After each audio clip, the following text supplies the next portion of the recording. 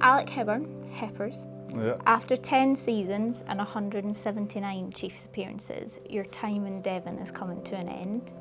How have you been feeling at the prospect of a decade-long chapter culminating?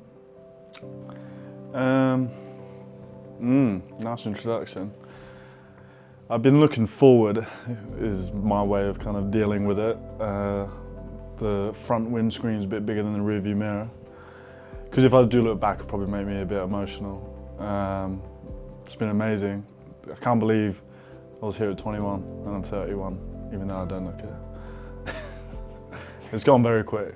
So you came in as that 21-year-old, kind of looking to cut his teeth and see what he could accomplish in a Chiefs shirt, and you leave probably, as some would say, a pillar of a Chiefs front row and with international caps to your name. Do you think young Alec ever would have seen that coming? I mean, it might not go the country off. That might have been difficult. I mean, I've always been ambitious. I think that was a thing that goes through these corridors, is you do get a lot of ambitious people. I think coming over, I remember when signing, and I just remember thinking I could hopefully get in and break into the team, and if doing so, hopefully other things would come, other accolades. But it was never something I really chased. I never set out to do those things. My priority has and was always team success.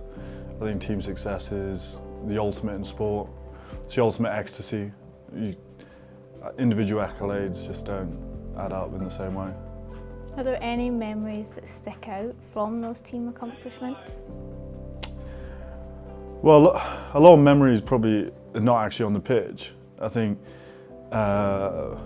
sport is a vehicle for creating great friendships, and I've managed to spend 10 years with some of the best people I could have met, which has been amazing. Most of my memories just involves being around them, I'm sure there's a lot of wives and girlfriends that can't understand why we hang out so much, because we're here all day, and then on a day off we want to hang out, and then in the evenings we want to hang out. So all my memories just circle around that, the amount of, holidays, weddings, stag do's, and then the bus trips, My favourite memories, I never think back and look at a game, I just think about the bus trips, everyone sitting up the back, having a beer, playing cards. That's my favourite memories. If we did look at the on-field stuff, you were part of Chiefs reaching 6 successive Premiership finals at Twickenham. You have 2 Premiership titles, a European Champions Cup. How special would those teams to be a part of? I was actually injured for the first one. So me, Johnny Hill and Dave Ewers were all injured for that first Premiership win. So we actually had to wait a bit longer. So leading up to 2020, we were involved in 3 losing finals, and I knew it was pretty hard on us because we were desperate to get some silverware and just be a part of it. Jealousy is an understatement. When you see people win something you want to win, it's very difficult to describe how much that kind of eats a hole in you. So when we did get to 2020 after a lot of disappointment from losing finals and not being a part of the winning one, it was beyond description, And to do it in a fashion where it was a unique circumstance where we could only be in the changing room by ourselves. And as much as I do wish we could have had family in there, there was a part of me that thought this is special because the people who've been on the same journey for a long period of time can all enjoy it together. And we stayed in that changing room for hours and had a lot of beers, a lot of hugs, a lot of songs, a lot of everything. And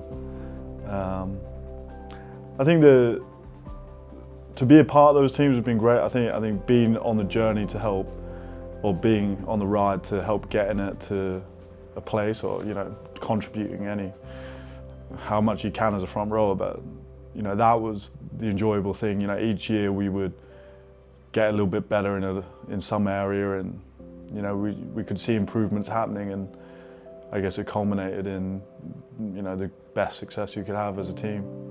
You said you're not sure what a front row can bring, but You're known for set piece power, you've got a hard run and carrying style. How proud are you for the contributions you've made to that loose head shirt over the years? Well, I mean, I've never really thought of it like that. You know, Ben Moon was before me, who was a stalwart himself, and you know, played 300 plus games, and took a lot of doing to get a start over him, really. And before him was Brett Sturgis, who was, you know, here as the lads entered the Prem, and you know, and the list keeps going on. I just like to think I did everything I could when playing. You know, hopefully, you know, if people watch, maybe they could see that. But whether it was tackling or carrying or scrummaging, you know, I would always give it my all, and you know, hopefully, and I know they do because Scotty does well, and Danny and Nika and people like that. So, you know, I guess if there's any impression, it was just I did my best. A lot of passion, maybe. And there's passion here at Sandy Park whenever the Chiefs family are here. What has it felt like to run out so many times, especially at home, but on the road as well, in front of crowds and fans like that? Well, it's very special. It's very unique. A lot of teams around the country don't have the same support we do.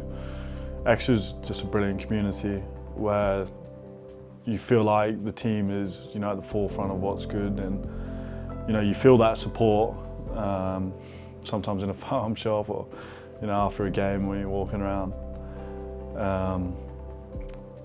You know, coming into this season, you know, being ill and stuff like that, game time was becoming hard to come by, and I only had one goal really coming into this season, and that was to play a home game, because I wanted to be able to play a home game knowing it could be my last game. And I actually got to do that. It was a Glasgow game, which is ironically also my first start of the season. I got selected, and I just sat down. You know, I often sit down on a tackle tube in the dead ball area, and I always look around, and you know, I got to do it one more time and run past the East Terrace and just take it all in. And so I'm probably one of the lucky people who played a last game knowing that it was, or maybe it was the last game, which actually means a lot. It gives me a lot of peace. I'd hate to have been in this position where I wanted it and I couldn't have it. Whereas, you know, I'm now injured. I don't know if that's known or not, but I'm at peace with it all. You've been away from home as well for quite a long time. How important have the bonds that you've made with teammates been when, like you say, you've had highs, you've had lows, they've been the ones that have been there? Yeah, well, a lot of people who come to Exeter do move away from home. There is a lot of people who are local, which is brilliant. You know, they've got a great academy system and development pathways. But there is a large chunk of us that came from afar, and you know, we get tighter, I guess, with those bonds. I've always had good houses to live in, whether that's Harry Williams or Sam Hill. Tom Francis was in one of them, Stu Townsend. You know, and yeah, they're just there for you. You know, and you're there for each other. It's not a one-way street. You know, there's a lot of caring in this place from the players. What has being a chief taught you that you're going to take with you? What has being a chief taught me? Well, it's hard to summarise. I mean, I've always thought being a chief is playing with a lot of heart, a lot of passion, play for each other. You know, I've always felt when you're on a pitch, you're there with, you know, it's obvious to say 15 other blokes or 14 other people, but you feel there's something beyond that, beyond just the team and beyond the numbers and stuff like that. But you can only have that feeling if you give yourself to the cause. You know, you have to give yourself emotionally and physically to each other on and off the pitch in order to build those relationships.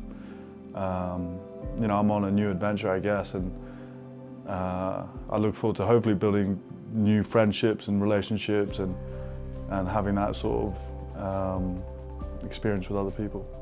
Well, Alec Hebburn, a unique character for a very special club, so your contributions to Chiefs will be valued, and I'm sure we speak for everyone by saying that we wish you all the best of luck. Thank you, and I guess this is off the cuff, but thank you to Exeter Chiefs supporters, Exeter City. I mean, it's been an amazing ride, and to say it's been a huge part of my life is an understatement, so thank you.